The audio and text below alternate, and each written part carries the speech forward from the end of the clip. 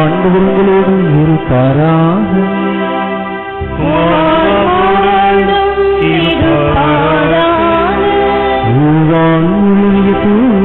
செய்திலிருந்து வாசகம்.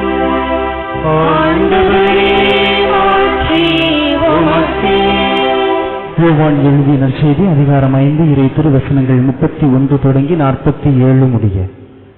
அக்காலத்தில் இயேசு யூதர்களை நோக்கி கூறியது: என்னை பற்றி நானே சான்று பகர்ந்தால் என் சான்று செல்லாது. என்னை பற்றி சான்று பகர வேறு ஒருவர் இருக்கிறார். என்னை பற்றி அவர் கூறும் சான்று செல்லும் என எனக்கு தெரியும். யோவானிடம் ஆள் அனுப்பி நீங்கள் கேட்டபோது அவரும் உண்மைக்கு சான்று பகர்ந்தார். மனிதர் தரும் சான்று எனக்கு தேவை என்பதற்காக அல்ல, நீங்கள் மீட்பு பெறுவதற்காகவே இதை சொல்கிறேன். யோவான் எரிந்து சுடர்விடும் விளக்கு. நீங்கள் சிறிது நேரமே அவரது ஒளியில் களிகூற விரும்பினீர்கள். யோவான் பகர்ந்த சான்றை விட மேலான சான்று எனக்கு உண்டு. நான் செய்து முடிக்குமாறு தந்தை என்னிடம் ஒப்படைத்துள்ள செயல்களே அச்சான்று. நான் செய்து வரும் அச்செயல்களே தந்தை என்னை அனுப்பியுள்ளார் என்பதற்கான சான்றாகும். என்னை அனுப்பிய தந்தையும் எனக்கு சான்று பகர்ந்துள்ளார். நீங்கள் ஒருபோதும் அவரது குரலை கேட்டதும் இல்லை, அவரது உருவை கண்டதும் இல்லை, அவரது வார்த்தையையும் உங்களுக்குள் நிலைத்திருக்கவில்லை. ஏனெனில் அவர் அனுப்பியவரை நீங்கள் நம்பவில்லை. மறைநூல் வழியாக நிலைவாழ்வு கிடைக்கும் என எண்ணி அதனை துருவி துருவி ஆராய்ந்து பார்க்கிறீர்களே. அம்மறைநூலும் எனக்கு சான்று பகர்கிறது. வாழ்வு பெறுமாறு என்னிடம் வர உங்களுக்கு விருப்பம் இல்லை. மனிதர் தரும் பெருமை எனக்கு தேவையில்லை. உங்களை எனக்கு தெரியும். உங்களிடம் இறை அன்பு இல்லை. நான் என் தந்தையின் பெயரால் வந்துள்ளேன், ஆனால் என்னை நீங்கள் ஏற்றுக்கொள்ளவில்லை. வேறொருவர் தம் சொந்த பெயரால் வருவாரானால் அவரை நீங்கள் ஏற்றுக்கொள்கிறீர்கள். கடவுள் ஒருவரே. அவர் தரும் பெருமையை நாடாது ஒருவர் மற்றவரிடமிருந்து பெருமை தேடிக் கொள்கிறீர்களே.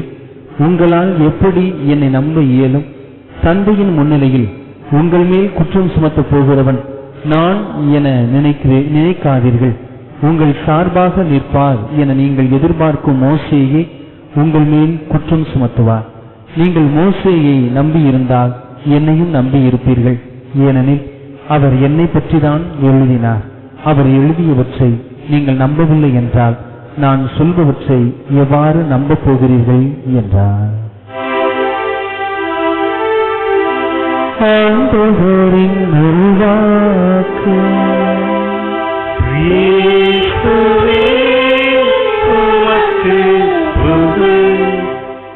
இயேசு கிறிஸ்துவில் பிரியமான உறவுகளே, இந்த நாளில் நாம் சிந்திக்க இருக்கக்கூடிய மைய சிந்தனையாக மோசம் செய்யாத மோசையை போல வாழ வேண்டும் என்ற ஒரு மைய சிந்தனை அடிப்படையில் நாம் சிந்திக்க வேண்டும். மோசே என்பவர் தன்னுடைய மக்களுக்காக இறைவனிடம் பரிந்து பேசக்கூடிய பரிந்துரையாளராக இருக்கிறார். மோசே நினைத்திருந்தால் இப்ப கன்றுக்குட்டியை செய்ததற்கு பதிலாக ஒரு மோசே உருவத்தை செய்திருந்தால் அதையும் மோசே துறந்திருப்பார் என்பதுதான் உண்மையாக இருக்கிறது. நான் உங்களிடம் மறையுரையிலே ஒரு முறை சொல்லி இருக்கிறேன். மோசேக்கு ஏன் திக்குவாய் வந்தது என்பதை பற்றி நாம் கேள்விப்பட்டிருக்கிறோம். அந்த எகிப்திலே அனைத்து ஆண் குழந்தைகளும் கொல்ல வேண்டும் என்று சட்டம் பிறப்பித்த போது அவர்கள் அனைத்து ஆண் குழந்தைகளையும் கொன்று விடுகிறார்கள். ஆனால் மோசேயுடைய தாய் மட்டும் தன்னுடைய குழந்தையை எப்படியாவது காப்பாற்ற வேண்டும் என்பதற்காக துணியை எடுத்து பிறந்த குழந்தையினுடைய வாயிலை நுழைத்தி வைக்கிறார். ஏனென்றால் குழந்தை என்பது கத்தினால் தான் அதனுடைய தொண்டை திறக்கும். ஆனால் மோசே சிறு குழந்தையிலிருந்தே அவர் கத்தாமல் வாழ்ந்ததனுடைய நிமித்தமாக நானோ ஒரு திக்குவாயன் என்று சொல்லுகிறார். எனவே இயேசுவுக்கு சான்று பகரக்கூடிய மனிதராக வாழ அவருக்கு 40 ஆண்டுகள் தேவைப்பட்டது. எனவே 80 வயதில் தான் ஆண்டவர் அவரை முற்புதரின் வழியாக அழைக்கிறார். எனவே மோசையுடைய வாழ்க்கையை நாம் அலசி பார்க்க வேண்டும். அவ்வளவு கட்டத்திலும் மோசையை ஆண்டவர் கீழே விழவிடவில்லை. தன்னுடைய தாய் அவருக்கு கொடுமை நினைக்கவில்லை. என் மகன் பேசக்கூடாது என்று நினைக்கவில்லை. என் மகன் பேசாவிட்டாலும் பரவாயில்லை, இந்த உலகத்தில் வாழ வேண்டும் என்று அவர் நினைத்ததனால் தான் மோசையினுடைய வாயிலே துணியை நுழைத்தி அவரை கத்தவிடாமல் 6 மாதங்கள் 8 மாதங்கள் என அவரை பாதுகாத்து வைத்திருப்பதை நாங்கள் பார்க்கிறோம். எனவே ஒரு கட்டத்திற்கு மேல் அவரை பாதுகாக்க முடியாது என்பதற்காகத்தான் நைல் நதியிலே அவரை கிடத்துகிற அந்த சூழ்நிலையை நாம் பார்க்கிறோம். அன்பிற்கினிய உறவுகளே, இன்று நம்மிடம் நல்ல பேசக்கூடிய நாவுகள் இருக்கிறது. உச்சரிப்புகள் நன்றாக இருக்கிறது. ஆனால் நாம் எதை உச்சரித்துக் கொண்டிருக்கிறோம் என்பதை சிந்தித்து பார்க்க வேண்டும். நான் ஒரு திக்குவாயன் என்று அவர் ஒப்புக்கொள்கிறார். நீர்தான் என்னை திக்குவாயனாக மாற்றினீர் என்று இறைவனை அவர் ஒரு நாளும் பழி சுமத்தியது கிடையாது. நான் திக்குவாயன், நான் எப்படி போய் இறைவார்த்தையை போதிப்பேன், அரசனுக்கு எதிராக நான் பேச முடியும் என்று சொல்லும்போது ஆண்டவர் சொல்லுகிறார், ஆரோன் உன் சார்பாக நின்று உனக்காக பேசுவார் என்று சொல்லுகிறார். எனவே தன்னுடைய அண்ணனுடைய துணையோடு அவர் அந்த முயற்சியை எடுக்கிறார், வெற்றியும் காணுகிறார்.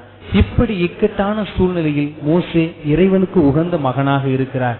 ஆனால் காப்பாற்றி வரப்பட்ட மக்கள் மோசேக்கு எதிராகவும் இறைவனுக்கு எதிராகவும் முணுமுணுக்கக்கூடிய அந்த சூழ்நிலையை நாம் பார்க்கிறோம். இன்று வாசிக்கப்பட்ட இந்த வாசகத்தை சபைக்காரர்கள் நம்மை பார்த்து நக்கல் செய்யக்கூடிய வார்த்தைகளாக இருக்கிறது. ஆர்சி கத்தோலிக்க கிறிஸ்தவர்கள் அனைவரும் சிலை வழிபாடு, சாத்தான் வழிபாடு செய்து கொண்டிருக்கிறார்கள் என்று சுட்டி காட்டுவார்கள். எனவே இதை குறித்து நமக்கு தெளிவு கிடைக்க வேண்டும். சிலை வழிபாடு என்பது வேறு, உருவ வழிபாடு என்பது வேறு. உருவ வழிபாடு என்றால் என்ன? சிலை வழிபாடு என்றால் என்ன? சிலை வழிபாடு என்றால் நாம் பார்க்கக்கூடியது அனைத்துமே சிலை என்பது அல்ல, இது மாறாக உருவமாக மாற்றப்படுகிறது. இப்பொழுது சிலை என்பது என்னவென்றால் அது கடவுளால் படைக்கப்பட்ட ஒரு விலங்கு, பறவைகள், மரங்கள், இவைகள் தான் சிலைகளாக பார்க்கப்பட வேண்டும். உருவங்கள் என்றால் என்னவென்றால் என்னை உருமாற்றிய மனிதனுடைய உருவத்தை நான் காண்பதுதான் உருமாற்றம். அதனுடைய சிற்பத்தையும் நாம் சிலை என்றுதான் குறிப்பிட வேண்டியதாக இருக்கிறது.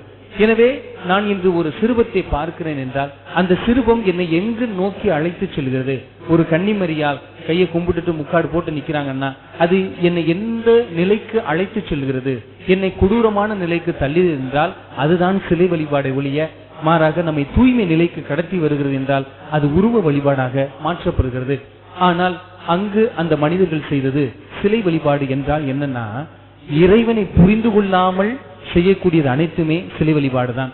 இப்ப நம்மளுமே எப்படி எந்திரிக்கிறோம்? காலையில அந்தோனியாரே காப்பாத்துங்க, சூசேப்பரே காப்பாத்துங்க, மாதாவே காப்பாத்துங்க எந்திரிக்கிறோம். இதுவும் சிலை வழிபாடுதான். அப்ப என்ன சொல்ல வேண்டும் என்றால் இறைவன் ஒருவர் தான் நம்மை காப்பாற்ற முடியும். நாம் எப்படி வேண்ட வேண்டும்? சூசேப்பரே எங்களுக்காக வேண்டிக் கொள்ளுங்கள், கன்னிமரியாவே எங்களுக்காக வேண்டிக் கொள்ளுங்கள் என்று சொல்ல வேண்டுமே ஒழிய எங்களை காப்பாற்றுங்கள் என்று வேண்டினால் என்றால் அது சிலை வழிபாடுக்கு சமமாக மாறிவிடும் என்பதுதான் உண்மையாக இருக்கிறது.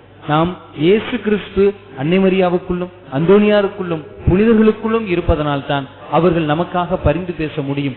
இதே மனித தன்மை அவர்களிடம் இருந்தது என்றால் அவர்கள் நம்மை காலி செய்யத்தான் பார்ப்பார்கள் ஒழிய அவர்கள் நமக்காக என்னாலும் பரிந்து பேச மாட்டார்கள். அதேதான் மோசேக்குள் ஆண்டவர் குடிகொள்கிறார். அதனால் தான் இறைவனுக்கும் மக்களுக்கும் மோசம் செய்யாத மோசேவாக அவர் வாழக்கூடிய அந்த தருணத்தை நாம் பார்க்கிறோம். நற்செய்தி வாசகத்திற்கு வந்து பார்த்தோம் என்றால் இப்ப அந்த பழைய ஏற்பாட்டுல நீங்க நினைக்கிறீங்க சிலை வழிபாடு சொல்றாங்களே, நாங்க தெளிவான விளக்கம் சொல்லணுமே, எங்களுக்கு ஒரு வரியை சொல்லுங்க, திருவிழியத்திலிருந்து சொல்லுங்க அப்படின்னா நீங்க என்ன சொல்லணும்னா, கொள்ளிவாய் பாம்புகளால் கடிபட்ட மக்கள் மோசையுடைய கையில அந்த பாம்பு கோலினால் அந்த செப்பு கம்பியை தூக்கணும்னு அதை பார்க்கிற அனைவரும் பிழைத்துக் கொள்வார் என சொல்லுகிறார் ஆண்டவர். உடனே மோசே அதை செப்பு கம்பியால் நிரப்புகிறார். அதே யோவான் நற்செய்தி 3ஆம் அதிகாரத்திலே ஆண்டவர் இயேசுக்கு சொல்லுவார், பாலை நிலத்தில் எவ்வாறு மோசையால் பாம்பு உயர்த்தப்பட்டதோ அதே போல மானிட மகனும் உயர்த்தப்பட வேண்டும், அவரை பார்க்கிற ஒவ்வொருவரும் பிழைத்துக் கொள்வார் என்றார். அப்ப ஆண்டவர் நம்மை சிலை வழிபாட்டுக்கு கடத்தி சென்றாரா? இல்லை ஆண்டவர் நம்மை ஒரு வகையான உருவ வழிபாட்டுக்கு கடத்தி சென்றாரா என்றால் அதல்ல.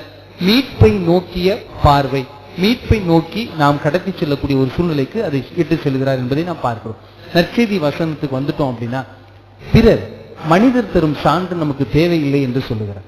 நான் பல நேரங்களில் சொல்லுகிறேன், இன்று மக்களுக்கு எது பிடிக்கிறது என்றால் நம்மை ஒருவர் பாராட்ட வேண்டும். அன்னைக்கு ஒரு சண்டை வந்துருச்சு, ஒருத்தர் நடைபயிற்சி மேற்கொள்கிறார். அப்ப புதிதாக இன்னொருத்தர் வர்றார். அப்ப முதல் நாள் பார்த்துட்டாரு, ஒன்னும் பேசல. 3 நாட்கள் கிடக்குது, அவங்க பாக்குறாங்க, பேசல. 4ஆம் நாள்ல இருந்து அண்ணே குட் மார்னிங், காலை வணக்கம் அப்படின்னு சொல்றாங்க, அப்படியே பேச ஆரம்பிக்கிறாங்க. ஒரு 10 நாள் பேச்சு போய்கிட்டு இருக்கு. 11ஆவது நாள் திருப்பி அவர் அமைதியா போய்கிட்டே இருக்க ஆரம்பிச்சிட்டார். பார்த்து கண்டுக்கறல.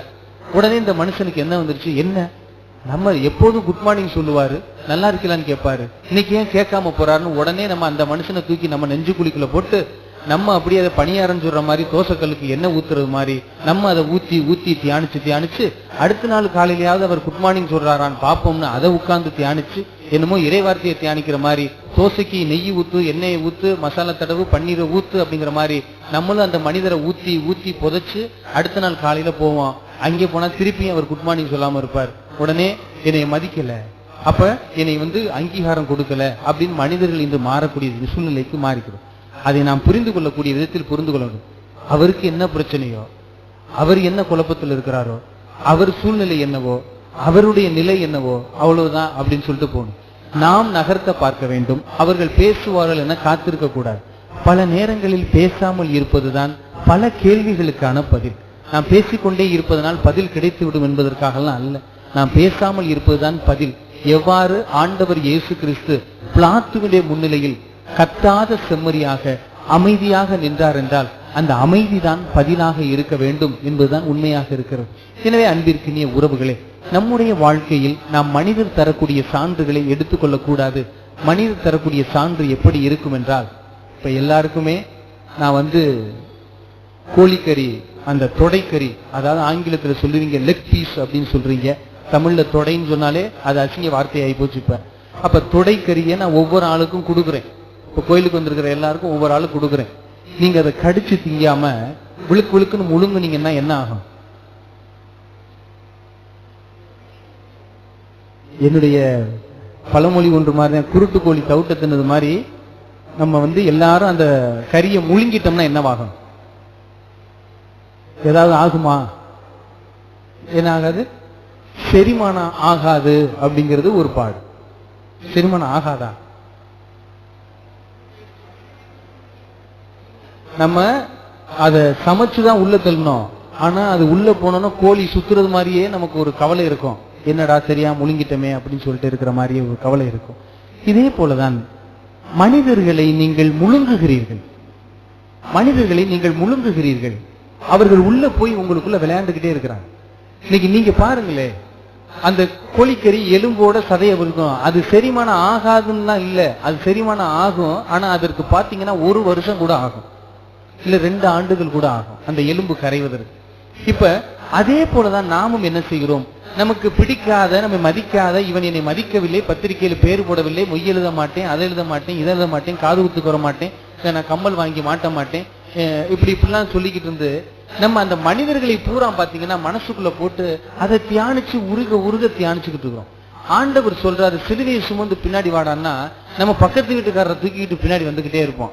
நீ ஏன்டா அவனை தூக்கிட்டு வரன்னு ஆண்டவர் கேட்டா, இவன் தான் எனக்கு பெரிய சிலுவையா இருக்கிறான். அவர் சொல்ற, கருமம் கருமம், ஒன்னைய படைச்சதுக்கு ஏதாவது ஒரு எரும மாட்டையாவது படைச்சிருந்தா அதாவது வீட்டுக்கு 4 லிட்டர் பால் கொடுத்துருக்கோம் அப்படின்னு சொல்லுவார். இன்னைக்கு நம்மளும் எதை தூக்கிட்டு போய்கிட்டு இருக்கிறோம்? யார் நமக்கு துன்பம் கொடுக்கிறார்களோ அவர்களை தூக்கி போட்டு உரம் போட்டு வளர்த்து கொண்டிருக்கிறோமா, இல்லை எத்தை நோக்கி நாம் நகர்ந்து கொண்டிருக்கிறோம் என்பதை கொஞ்சம் சிந்தித்து பார்க்க வேண்டும். எவ்வாறு இந்த மனிதர்களை முழுங்குவதை, இன்னைக்கு ஒருத்தர் திட்டுவார், திட்டிட்டு போட்டுமே, அவருக்கு என்ன பிரச்சனையோ, அவருக்கு என்ன சூழ்நிலையோ அப்படின்ட்டு நம்ம நகர்ந்து போக கற்றுக்கொண்டோம் என்றால் நம்ம இறைவனுடைய சிலுவை சுமப்பொருளாக இருப்போம். இல்லை என்றால் தேவையற்ற சிலுவைகளை சுமந்து கொண்டு நடக்கக்கூடிய மனிதர்களாக நாம் மாறி போய்விடும் என்பதுதான் உண்மையாக இருக்கிறது. இன்று மனிதர்கள் பிறரை நீதிபதியாக மாறி தீர்ப்பு சொல்ல விரும்பக்கூடிய மனிதர்களை நாம் பார்க்கிறோம். ஒரு பள்ளியில ஒரு பையனுடைய அப்பதான் அவங்க அப்பா வெளிநாட்டுல இருந்து ஒரு கை கடிகாரம் வாங்கி கொடுத்தார். அந்த கை கடிகாரத்தை பள்ளிக்கூடத்தில் இருக்கும்போதே காணாம போயிடுச்சு. அப்ப அந்த மாணவன் அழுதுகிட்டே இருக்கிறான், கடிகாரத்தை காணா, கடிகாரத்தை காணா. அப்ப உள்ளே நுழைந்த ஆசிரியரிடம் சொல்லுகிறான், என் கடிகாரத்தை காணா அப்படின்னு சொல்லி. உடனே அந்த ஆசிரியர், எல்லாரும் வரிசையில நில்லுங்க அப்படின்னு சொல்றாரு. எல்லாரும் கண்ணை கர்ச்சிப்பால கட்டுங்க, கைக்குட்டையால கட்டுங்க அப்படிங்கிறார். அதையே கட்டிட்டாங்க. உடனே எல்லாருடைய பையையும் அவர் பரிசோதனை செய்கிறார். இப்படி ஒரு 10 மாணவர்கள் 20 மாணவர்கள் கடந்த பிறகு ஒரு மாணவரிடம் அதை இருந்து அந்த கடிகாரத்தை எடுத்து விட்டார். எடுத்தாலும் அவர் அந்த தேடுவதை நிறுத்தவில்லை. அதை அப்படியே ஒளிச்சு மறைச்சு வச்சுக்கிட்டு இன்னும் தேடிக்கிட்டே இருக்கிறார். ஒரு 20 ஆண்டுகள் கழித்து ஒரு மாணவன் சென்று அந்த வாத்தியாரிடம், சார் நீங்க என்னை கண்டுபிடிச்சிக்கலாம், யாரும் தெரியுதா உங்களுக்கு அப்படின்னு கேட்டான். தெரியலப்பா. நான் தான் சார் உங்கள்கிட்ட 7ஆம் கிளாஸ் படிச்சேன், அப்போ ஒரு கை கடிகாரத்தை திருடுனேன், ஞாபகம் இருக்கா? அந்த கடிகாரத்தை திருடுனது நான் தான் சார். அன்னைக்கு நீங்க என்கிட்ட இருந்து கண்டுபிடிச்சதுக்கு அப்புறமா அடுத்தடுத்து தேடிக்கிட்டு தான் இருந்தீங்களே ஒழிய என்னை நீங்க காட்டியும் கொடுக்கல, என்னை கூப்பிட்டு நீங்க எதுவுமே கேட்கல. அன்று ஏற்பட்ட அந்த மாற்றம் தான் சார் இன்னைக்கு இருக்குது. என்னை ஏன் சார் நீங்க யார்ட்டையும் காட்டி கொடுக்கல, என்னை மறந்துட்டீங்களா சார் கேட்கும்போது எனக்கு ஞாபகமே இல்லப்பா. ஏன்னா நான் உங்களுக்கு மட்டும் கர்ச்சீப் கட்டல, என் கண்ணுக்கும் கர்ச்சீப் கட்டிட்டு தான் நான் தேடிக்கிட்டு இருந்தேன். ஏன் தேடுனேன் அப்படின்னா, நான் ஒரு வேலை நீ தான் தெரிஞ்சு யார்ட்டையாவது என்னை அறியாமலே நான் சொல்லி உன் வாழ்க்கையை கெடுத்துடக்கூடாது.